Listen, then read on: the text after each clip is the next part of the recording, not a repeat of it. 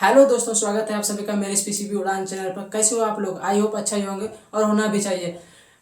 मैं आपका अजीत भैया जो आप लोगों को बताने वाला हूँ ब्लड।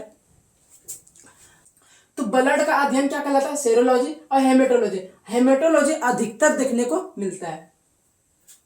अब ब्लड क्या है? एक कनेक्टिव टिश्यू है, संयोजी ऊतक है। कनेक्टिव टिश्यू उसको बोलते हैं जो हमारे शरीर को कनेक्ट करके रखता है। जैसे हमारे हड्डी हड्डी भी शरीर को कनेक्ट करके रखता है, खून भी शरीर को कनेक्ट करके रखता है, और जैसे स्किन मसल ये भी शरीर को कनेक्ट करके रखता है। अब देखो ब्लड का पीएच मान कितना होता है? ब्लड का पीएच मान 7.4 होता है। अगर 7 से कम पीएच मान है तो अम्लीय होगा, और 7 जिसका पीएच मान होगा वो कैसा होगा? उदासीन होगा। और जिसका पीएच मान 7 से अधिक होगा वो कैसा होगा? क्षारीय होगा। तो ब्लड का पीएच मान 7.4 है, यानी 7 से अधिक है, तो कैसा होगा? उसका नेचर क्षारीय होगा। ब्लड मेल में 5.5 लीटर पाया जाता है, फीमेल में 5 लीटर पाया जाता है, यानी आधा लीटर फीमेल में कम पाया जाता है। ब्लड का निर्माण अगर बच्चे पेट में है, बच्चे माँ के पेट में है, तब उस ब्लड का निर्माण लीवर में होगा। अगर बच्चे पेट से बाहर है, जैसे हम लोग अभी अडल्ट में है, तो हम सबका जो ब्लड बनेगा वो कहाँ बनेगा? बोन मेरो अस्थि मज्जा में बनेगा। बच्चा जब माँ के पेट में जब तक रहेगा, बच्चा माँ के पेट में जब तक रहेगा तब तक उसको क्या बोलेंगे? उस बच्चा को भ्रूण बोलेंगे। और भ्रूण में जो ब्लड बनता है कहाँ बनता है? लीवर यानी यकृत में बनता है। और अडल्ट में, हम सब में, बच्चों में जो माँ के पेट से बाहर आ गया उसमें कहाँ खून बनेगा? फिर बोन मेरो यानी अस्थि मज्जा में। अब देखो ब्लड का स्टोर यानी खून कहाँ स्टोर होता है? दिल में। दिल में खून स्टोर नहीं होता। अगर खून दिल में स्टोर हो जाएगा, हार्ट में स्टोर हो जाएगा, तो हार्ट अटैक आ जाएगा। क्या हो जाएगा? हार्ट अटैक आ जाएगा। तो ब्लड जो स्टोर होता है कहाँ होता है? स्प्लीन में। कहाँ होता है? स्प्लीन, जिसे पिलिया या तिलिया के नाम से भी जानते हैं। ब्लड स्प्लीन में स्टोर होता है, इसलिए इसको बोलते हैं ब्लड बैंक। ब्लड मरता कहाँ है? स्प्लीन में, इसलिए ब्लड का कब्रिस्तान किसको बोला जाता है? स्प्लीन को। यानी ब्लड का स्टोर जो भी होता है वो कहाँ होता है? स्प्लीन में। और मरता भी कहाँ है? स्प्लीन में। आगे चलते हैं। हमारे शरीर में कोलेस्ट्रॉल पाया जाता है 200 ग्राम पर डेसीलीटर पाया जाता है। कितना? 200 ग्राम पर डेसीलीटर। कोलेस्ट्रॉल अच्छा भी होता है और खराब भी होता है। अच्छा तब होगा जब यही कोलेस्ट्रॉल अगर मसल उसल में जमा हो जाएगा, तो अगर 2-3 दिन खाना नहीं भी खाओगे तो आपको ऊर्जा एनर्जी कौन देगा? यही कोलेस्ट्रॉल देगा, यही कोलेस्ट्रॉल देगा। खराब कैसे होगा? जब यही कोलेस्ट्रॉल ब्लड वेसल के अंदर, रक्त वाहिकाओं के अंदर क्या हो जाता है?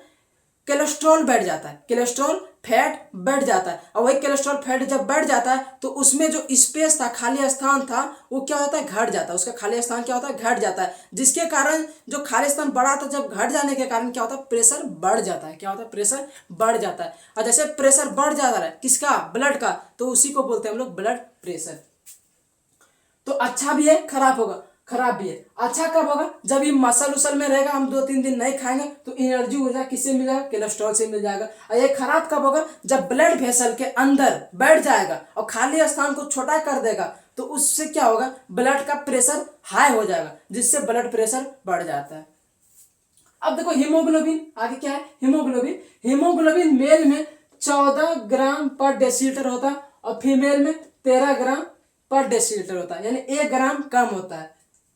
हीमोग्लोबिन को Hb से सूचित करते हैं। हीमोग्लोबिन के अंदर क्या पाया जाता है? आयरन पाया जाता है। क्या पाया जाता है? आयरन, यानी लोहा पाया जाता है। आयरन को सूचित करते हैं Fe से, आप लोग जानते होंगे आयरन को Fe से सूचित करते हैं। इसी आयरन को लोहा भी बोलते हैं। यही आयरन जिसमें अधिक होगा तो हीमोग्लोबिन ज्यादा होगा, और आयरन यानी लोहा ज्यादा होगा तो वो इंसान मजबूत होगा। तो इंसान में जो हीमोग्लोबिन सबसे ज्यादा पाया जाता है, तो हीमोग्लोबिन ज्यादा पाया जाता है तो आयरन ज्यादा पाए जाएंगे। आयरन ज्यादा पाए जाएंगे तो क्या होगा? हट्ठा कट्ठा मजबूत होंगे। आया समझ में? मेल में आयरन सबसे ज्यादा पाया जाता है, इसलिए वो मजबूत होता है। फीमेल में आयरन कम पाया जाता है, कम पाया जाता है, तो इसलिए हीमोग्लोबिन में कम पाया जाता है। अब चलते हैं रक्त परिसंचरण का खोज, यानी रक्त जो हमारे शरीर में दौड़ रहा है, इसको सबसे पहले किसने देखा, किसने खोजा? तो विलियम हार्वे ने सबसे पहले देखा और खोजा था। अब देखो ब्लड के कार्य, ब्लड के क्या क्या कार्य है? ब्लड क्या करता है? ताप को नियंत्रण करता है, यानी हमारे बॉडी में खून दौड़ते रहता है। और जो जब कोई चीज दौड़ते रहेगा तो क्या होगा? गर्माहट शुरू हो जाएगा, गर्मी आ जाएगा तो ताप बढ़ जाएगा, यानी ताप बढ़ जाएगा, ताप नियंत्रण रहेगा। हम भी लोग अभी दौड़ेंगे तो क्या गर्मी आ जाएगा ना, जब रुक जाएंगे तो ठंडा हो जाएंगे। वैसे ही ब्लड दौड़ते रहता है, ब्लड दौड़ते रहता है, इसलिए हमारा बॉडी गर्म रहता है। आया समझ में? अगर वही ब्लड रुक जाएगा तो शरीर क्या पड़ जाता है, ठंडा। मरा हुआ इंसान में ब्लड क्या होता है, रुक जाता है, क्या होता है, रुका हुआ रहता है, जिसके कारण उसका बॉडी क्या पड़ जाता है, ठंडा पड़ जाता है। तो ब्लड का पहला कार्य क्या है कि ब्लड जब चलता रहेगा तो वो ताप का नियंत्रण करेगा। दूसरा क्या करेगा, पोषक पदार्थों का परिवहन भी करता है। कोई भी चीज, vitamin, mineral, protein, carbohydrate, sucrose, glucose, इस सब का परिवहन कौन करता है, ब्लड करता है। गैसों का भी परिवहन करता है, गैसों का भी परिवहन करता है। जब आप लोगों को हम बता दिए हैं श्वसन तंत्र में, आप लोगों को हम बता दिए श्वसन तंत्र में, जब एल्वेली में ऑक्सीजन आता है तो क्या करता है, ऑक्सीजन को ब्लड में डाल देता है। तो ब्लड में जैसे ऑक्सीजन डाल दिया तो ब्लड वो ऑक्सीजन को लेके कहाँ जाएगा, कोशिकाओं के माइटोकॉन्ड्रिया के पास, और फिर माइटोकॉन्ड्रिया को यानी कोशिका क्या करेगा, कार्बन डाइऑक्साइड को क्या करेगा, ब्लड में दे देगा। क्या कि खराब चीज है तो कार्बन डाइऑक्साइड को ब्लड में दे देगा, फिर ब्लड आ जाएगा किसके पास, एल्वेली के पास। एल्वेली को क्या करेगा, कार्बन डाइऑक्साइड एल्वेली में दे देगा और एल्वेली से ऑक्सीजन ले लेगा। यानी गैस का भी एक्सचेंज कर रहा है, गैस का भी परिवहन कर रहा है ब्लड। तो ब्लड गैसों का भी परिवहन करता है, पोषक पदार्थों का परिवहन करता है। हम जो सुई लेते हैं, हम जब बीमार पड़ जाते हैं, हम जो सुई लेते हैं, उस दवाई का भी परिवहन कौन करता है, ब्लड करता है। और दूसरा उत्सर्जित पदार्थों का भी परिवहन करता है, उत्सर्जित पदार्थों का भी परिवहन करता है। जैसे यूरिया, एमोनिया, हम सब में ये अच्छा नहीं है, ढेर पानी हो जाएगा तो ये भी अच्छा नहीं है। इसको कंट्रोल लेवल करने के लिए क्या करेगा, ये ब्लड में तो घूमते रहता है, तो ये क्या करेगा, जब किडनी से होकर गुजरेगा, कोई पदार्थ खराब चीज है तो किडनी उसको क्या करेगा, यूरिया और एमोनिया इस सबको क्या करेगा, पकड़ कर, ज्यादा पानी हो गया तो उसको क्या करेगा, पकड़ के अपने में अंदर रख लेगा और पेशाब के थ्रू निकाल देगा। यानी सारा चीज, यानी औषधि पदार्थों का भी परिवहन कौन करता है, ब्लड करता है। गैसों का भी परिवहन कौन करता है, ब्लड करता है। पोषक तत्वों का भी परिवहन कौन करता है, ब्लड करता है। और क्या, ताप का भी परिवर्तन कौन करता है, ब्लड करता है। आप एक स्क्रीनशॉट ले लीजिए। अब आगे बढ़ते हैं, अब देखते हैं ब्लड में कितना चीज पाया। ब्लड में दो चीज पाया जाता है मेनली, एक तरल पदार्थ पाया जाता है और दूसरा ठोस पदार्थ। पहला लिक्विड सब्सटेंस पाया जाता है और दूसरा सॉलिड सब्सटेंस पाया जाता है। लिक्विड सब्सटेंस जो होता है प्लाज्मा होता है और ठोस सब्सटेंस जो होता है वो रुधिराणु होता है। तो लिक्विड सब्सटेंस अधिक होता है, 55 से 60% क्या होता है, लिक्विड सब्सटेंस होता है, और 40 से 45% क्या होता है, रुधिराणु होता है, यानी सॉलिड पदार्थ होता है। तो 60% जो होता है वो क्या होता है, प्लाज्मा होता है। अब प्लाज्मा का रंग कैसा होता है, येलो होता है, येलो यानी पीला रंग का होता है। और वो पीला रंग कौन प्रदान करता है, एक फाइब्रोनोजिन जैसे प्रोटीन जो है, यही प्लाज्मा को पीला रंग प्रदान करता है। और प्रोथ्रोम्बिन क्या करता है, ये प्रोथ्रोम्बिन प्रोटीन प्लाज्मा को गहरा यानी मोटा, हल्का मोटा प्रदान करता है। गहरा प्रदान करता है कौन, प्लाज्मा करता है। हल्का पानी को गहरा करने के लिए क्या करते हैं, उसमें थोड़ा अधिक चीनी मिलाते हैं तो गहरा होता है ना, उसी तरह लठलठा की तरह होता है। तो प्लाज्मा में जो गहरा, प्लाज्मा को जो गहरा बनाता है कौन बनाता है, प्रोथ्रोम्बिन और फाइब्रोनोजिन। और जब ये फाइब्रोनोजिन प्रोथ्रोम्बिन को बाहर निकाल दोगे, फाइब्रोनोजिन अलग हो जाएगा, तो क्या करेगा, ये प्लाज्मा क्या हो जाएगा, येलो से हल्का कम येलो रहेगा। है समझ में, यही काम होता है। प्लाज्मा में दो प्रोटीन पाया जाता है, एक फाइब्रोनोजिन और दूसरा प्रोथ्रोम्बिन। फाइब्रोनोजिन का काम होता है कलर देना, पीला रंग देना, और प्रोथ्रोम्बिन का काम होता है कि उस प्लाज्मा को गहरा करना। क्या करता है, गहरा करना। अब सुनो, रुधिराणु, रुधिराणु 40 से 45% होता है जो ठोस रूप में आता है। क्या, किस रूप में, ठोस रूप में, यानी ठोस सॉलिड पार्टिकल के रूप में होता है। और सॉलिड पार्टिकल कौन कौन से होते हैं, RBC, WBC, platelets. RBC red blood cell और डब्ल्यूबीसी व्हाइट ब्लड सेल और प्लेटलेट्स। अब देखो, इन तीनों का एक वैज्ञानिक नाम है, इन तीनों का वैज्ञानिक नाम, आरबीसी का वैज्ञानिक नाम होता है एरिथ्रोसाइट, और डब्ल्यूबीसी का नाम होता है ल्यूकोसाइट, और प्लेटलेट्स का क्या होता है, थ्रोम्बिन। आरबीसी की जो संख्या होती है मानव में कितना होता है, 50 लाख। कितना, 50 लाख होती है, 5 मिलियन होती है। और जीवन काल कितना होता है, आरबीसी का जीवन काल 120 दिन होता है। डब्ल्यूबीसी की संख्या 10,000 होती है। डब्ल्यूबीसी कितने दिन तक जिंदा रहता है, 4 दिन तक जिंदा रहता है। और प्लेटलेट्स की संख्या कितनी होती है, 2 लाख। इसकी जीवन काल कितना होती है, 7 दिन। यानी आरबीसी लाल रक्त कणिका होता है और डब्ल्यूबीसी सफेद रक्त कणिका होता है। प्लेटलेट्स जो होता है क्या होता है, कलरलेस होता है। कलरलेस। आई होप इस समझ में आ गया, आप स्क्रीनशॉट लीजिए। अभी हम लोगों ने आरबीसी, डब्ल्यूबीसी और प्लेटलेट्स के बारे में कुछ कुछ जाने, कुछ हल्का चीज जाने। अब देखते हैं आरबीसी, डब्ल्यूबीसी और प्लेटलेट्स। आरबीसी को इरिथ्रोसाइट कहते हैं, डब्ल्यूबीसी को ल्यूकोसाइट कहते हैं, प्लेटलेट्स को थ्रोम्बिन कहते हैं। आरबीसी का आकार गोल चपटा होता है, यानी चारों ओर गोल होगा, बीच में चपटा, स्मूथ टॉफी जैसा होता है। स्मूथ टॉफी क्या था, चारों ओर कैसा था, मोटा था, बीच में चपटा था, उसी आकार का आरबीसी का आकार होता है। आरबीसी का जो मौत होगा, आरबीसी में लाइसोसोम नहीं पाया जाता है, तो उसको सड़ाएगा गलाएगा कौन, तो आरबीसी जो मरता है तो वो कहाँ मरता है, स्प्लीन में जाके मरता है। आरबीसी के पास तो लाइसोसोम है नहीं, लाइसोसोम होता तो वो कहीं मरता तो उसको सड़ा गला देता, लेकिन आरबीसी के पास लाइसोसोम नहीं है तो वो कहाँ आके मरता है, तो स्प्लीन में आके मरता है। कहाँ, स्प्लीन, यानी स्टोमक होता है ना, स्टोमक के जस्ट बायां साइड क्या होता है, बायां साइड क्या होता है, स्प्लीन होता है। इसी स्प्लीन में आरबीसी आके मरता है। आरबीसी का जीवन काल देख लिए 120 दिन होता है, हम लोग जानते हैं। उसी आरबीसी का मौत स्प्लीन में होता है। और आरबीसी के पास केंद्रक भी नहीं होता, केंद्रक नहीं होता, और जिसके पास केंद्रक नहीं है तो उसके पास डीएनए और आरएनए भी नहीं होगा। क्या आरबीसी से डीएनए और आरएनए का पता कर पाएंगे, नहीं कर पाएंगे। अब देखो रुधिराणु का कितना परसेंट ई आरबीसी होता है, 95%। रुधिराणु का 95% अकेला आरबीसी होता है, नहीं होगा। ये कितना होता था, 5 मिलियन, 50 लाख, ये 10,000 होता था डब्ल्यूबीसी, और प्लेटलेट्स 2 लाख होता था, यानी ये दोनों को मिला के 2.25 लाख हो रहा है। लेकिन ये अकेला कितना है, 50 लाख, यानी समझ 95 से 96 97% क्या है, आरबीसी होता है। किसका, रुधिराणु का। ये तीनों में से सबसे ज्यादा कौन पाया था, आरबीसी पाया जाता है। ब्लड की कमी एनीमिया होती है, क्या होती है, ब्लड की कमी को क्या बोलते हैं हम लोग, एनीमिया। आयरन घटेगा तो हीमोग्लोबिन भी घट जाएगा, हीमोग्लोबिन घटेगा तो आरबीसी भी घट जाएगा, आरबीसी जैसे घटेगा तो ब्लड घट जाएगा। तो ब्लड की जब कमी हो जाएगा तो उसी को बोलते हैं हम लोग एनीमिया।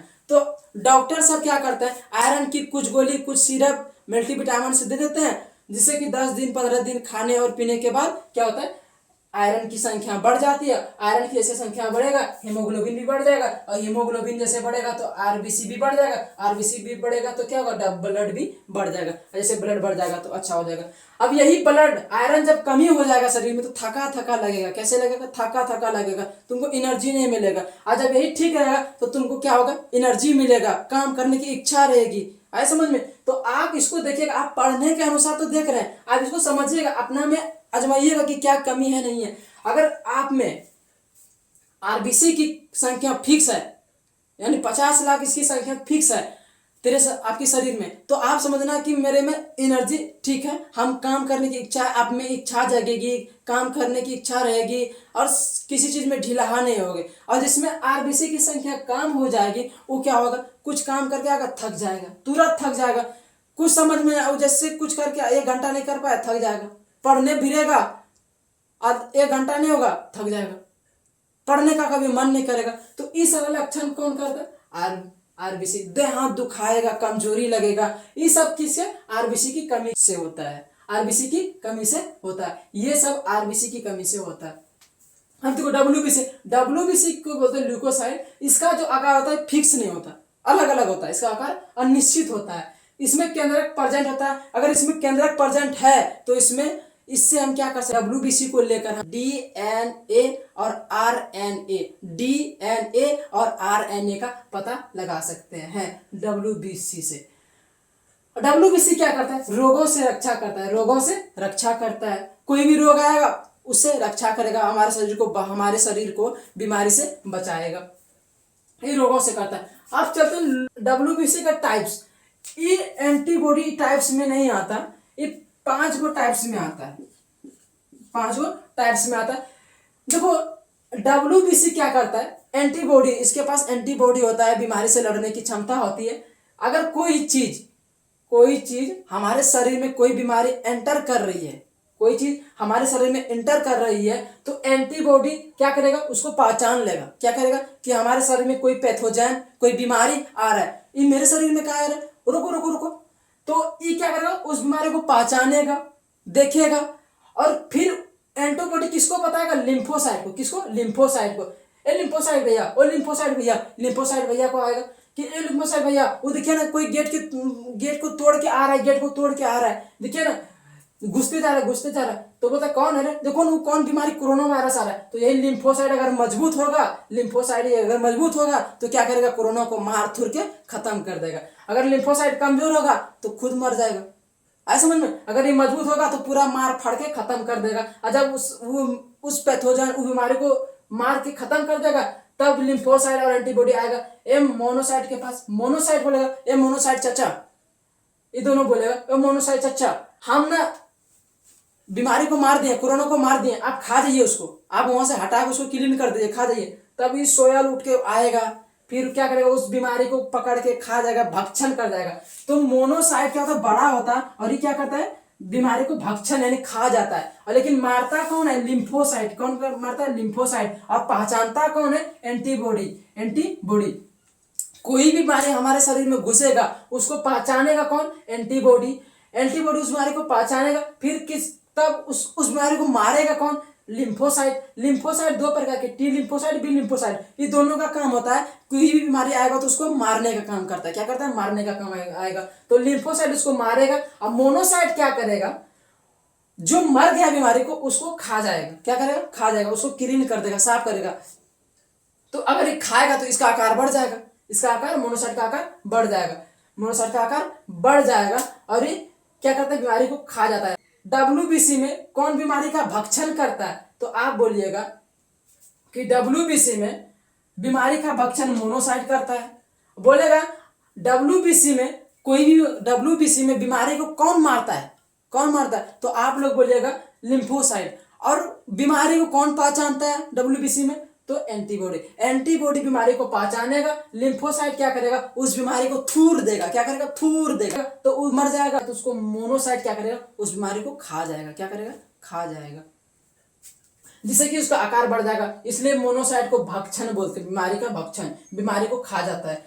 अब ये तीनों जो होता है, ये तीनों का भी काम वही होता है। कोई बीमारी आएगा उसको रोकेगा, प्रोटेक्ट करेगा हमारे बॉडी को, कोई बीमारी से घुसने नहीं देगा, आ रहा है तो उसको मारने। अगर ये कमजोर होगा तो अब बीमारी हो जाएगा हम सब में, अगर ये सब मजबूत रहेगा तो ठीक रहेगा। ये तीनों का सेम कॉमन रूल रहता है। और सिनोफिल का काम होता है कि कोई फीवर हो जाएगा, एंजाइटिक हो जाएगा, उससे क्या होगा? अस्थमा हो जाएगा, तो उससे क्या करता है? ये बचाता है। ऐसे समझ में? और न्यूट्रोसोफिल क्या करता है? कोई फोरिजीन, पैथोजन जो भी आता है उससे उसको क्या करता है? उसको मारता है, उससे बचाता है। ये काम होता है, ये तीनों का यही काम होता है। आगे चलते हैं, अब आगे चलते हैं। देखो प्लेटलेट्स, इसका जो आकार होता है कैसा होता है? उत्तल लेंस, कॉनकेव लेंस की तरह होता है। इसमें भी केंद्रक नहीं पाया जाता। अगर इसमें भी अगर केंद्रक नहीं पाया जाएगा तो इसमें डीएनए आरएनए भी नहीं पाया जाएगा। डीएनए आरएनए का पता हम प्लेटलेट्स से लगा सकते हैं? नहीं लगा सकते हैं।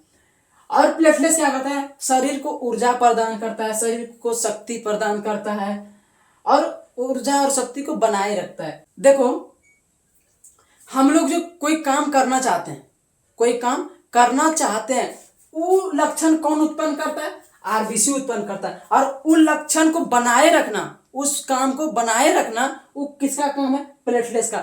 आरबीसी क्या करता है? इच्छा को, पढ़ने की इच्छा, काम करने की इच्छा, इस सब को जगाता है, लेकिन उस काम को बनाए रखता है। उस काम को जो बनाए रखता है वो कौन बनाए रखता है? प्लेटलेट्स। लॉन्ग टाइम, लंबी समय तक कौन बनाए रखता है? प्लेटलेट। प्लेटलेट की संख्या कितनी होती है? 2 लाख होती है। कितना? 2 लाख। अगर इसकी संख्या 2 लाख होगी तो तुम अपना सोचो कि हम फिट हैं। क्या है? हम फिट हैं। और यही अगर 2 लाख से कम हो जाएंगे तो क्या हो जाएगा? तुम थका थका सा महसूस करोगे, काम नहीं कर पाओगे। लेकिन आरबीसी इच्छा जगाता है और उस इच्छा को बनाए रखता है। उस काम को जो बनाए रखता है, कौन बनाए रखता है लंबा टाइम तक? प्लेटलेट्स बनाए रखता है। और जब डेंगू जिस आदमी में हो जाएगा उसमें प्लेटलेट्स की संख्या क्या हो जाएगी? कम हो जाएगी। और जिसमें प्लेटलेट्स की संख्या कम हो जाएगी तो तुम अपने काम को बनाए नहीं रख पाओगे, अपने काम को बनाए नहीं रख पाओगे, जिससे तुम 1 घंटा काम करोगे थक जाओगे, कुछ देर काम करोगे थक जाओगे, बाहर जाके घर आओगे थका थका सा महसूस करोगे। आए समझ में? तो प्लेटलेट, डेंगू बीमारी में प्लेटलेट की संख्या कम हो जाती है, जिसके कारण तुम थके थके, बुखार, बीमारी ये सब आने लगता है और तुम काम नहीं कर पाओगे। और वही प्लेटलेट की संख्या ठीक ठाक रहेगा तब तुम अपने काम को लॉन्ग टाइम तक, लंबे समय तक बनाए रखोगे। प्लेटलेट्स बढ़ेगा कैसे? अगर प्लेटलेट्स को बढ़ाना चाहेंगे तो प्लेटलेट्स की संख्या को बढ़ाने के लिए आप बकरी का दूध पीजिए और एलोवेरा खाइए और कुछ बहुत जितना फ्रूट्स है आप उसको खाइए, उसमें भरपूर मात्रा में क्या होता है? प्लेटलेट्स होते हैं। आप पपीता खाइए, बहुत ज़्यादा प्लेटलेट्स मिलेंगे उसमें, जिससे कि आपका जो प्लेटलेट्स जो होंगे ना, अपने शरीर को काम करने की जो क्षमता होंगे, पावर होंगे, शक्ति होंगे, वो बहुत लंबा टाइम तक बढ़ा देगा। प्लेटलेट्स की संख्या अगर सही रहेगा तो तुम्हारा क्या होगा? लंबा समय तक काम कर पाओगे। और लेकिन उस काम को इच्छा जो जगाता है वो कौन जगाता है? आरबीसी जगाता है। कौन? आरबीसी। अब एक बार फिर से रिवाइज करते हैं। आरबीसी को रिट्रोसाइट कहते हैं। आरबीसी का आकार कैसा होता है? गोल और चपटा होता है। इसमें लाइसोसोम नहीं पाया जाता है, इसलिए आरबीसी कहाँ आके मरता है? स्प्लीन में। आरबीसी का कितना जीवन दिन होता है? जीवन काल 120 दिन होता है। इसमें केंद्रक नहीं पाया था, इसलिए इसमें डीएनए और आरएनए का भी पता नहीं लगा सकते हैं आरबीसी से। इसमें रुधिराणु का 95% है। आरबीसी जो है रुधिराणु का 95% है। ब्लड की कमी को एनीमिया कहते हैं। ब्लड की कमी को एनीमिया कहते हैं। जब आयरन कम जाएगा तो हीमोग्लोबिन कम हो जाएगा, हीमोग्लोबिन जब से कम हो जाएगा तो आरबीसी कम हो जाएगा, आरबीसी जब कम हो जाएगा तो अपने आप ब्लड कम हो जाएगा। अब ब्लड की कमी को ही क्या बोलते हैं हम लोग? एनीमिया। एनीमिया। अब डब्ल्यूबीसी क्या है? डब्ल्यूबीसी को ल्यूकोसाइड भी बोलते हैं वैज्ञानिक नाम में। इसका आकार अनिश्चित होता है, इसमें केंद्रक पाया था। अगर केंद्रक पाया था तो इसी से हम डीएनए और आरएनए का भी पता कर सकते हैं। इसमें रोगों से लड़ने की क्षमता होती है। इसका प्रकार 5 टाइप्स का होगा: लिम्फोसाइट, मोनोसाइट और न्यूट्रोसोफिल, ओसिनोफिल और बेसोफिल। एंटीबॉडी क्या करता है? कोई बीमारी आएगा उसको क्या करेगा? पहचानेगा। और लिम्फोसाइट क्या करेगा? उस बीमारी को क्या करेगा? मार देगा। और मोनोसाइट क्या करेगा? उस बीमारी को खा जाएगा। और ये तीनों, कोई बुखार उखार आएगा, कोई पैथोजन आएगा, उससे प्रोटेक्ट करके रखता है, हमारे शरीर को बचाता है। इन तीनों की संख्या को बरकरार रखिएगा, अपने शरीर में बनाए रखिएगा, जिससे कि काम करने में इच्छा रहेगा और उस इच्छा को हम लंबा टाइम तक बनाए रखेंगे। आए समझ में? तो प्लेटलेट्स का आकार कैसा होता है? उत्तल लेंस की तरह होता है। उत्तल लेंस की तरह होता है, ऐसे उत्तल लेंस की तरह होंगे, ऐसे उत्तल लेंस की तरह होंगे। इसमें केंद्रक नहीं पाया जाता है। ये शक्ति प्रदान तो करेगा और लंबा टाइम तक बनाए रखेगा। डेंगू की बीमारी में क्या होता है? प्लेटलेट की संख्या कम हो जाती है, जिससे कि क्या होता है कि हम काम लंबा टाइम तक नहीं कर पाते, कुछ घंटा करते हैं, थक जाते हैं। अब प्लेटलेट की संख्या को कैसे बढ़ाएंगे? बकरी के दूध, एलोवेरा और फ्रूट्स खा के हम अपनी प्लेटलेट्स की संख्या को बढ़ा लेंगे। अब स्क्रीनशॉट लीजिए आपका इसका। अगले वीडियो में हम कैसे ब्लड जमता है इसके बारे में जानेंगे। ब्लड का थक्का कैसे होता है, ब्लड क्लॉटिंग क्या होता है, हम उसको जानेंगे।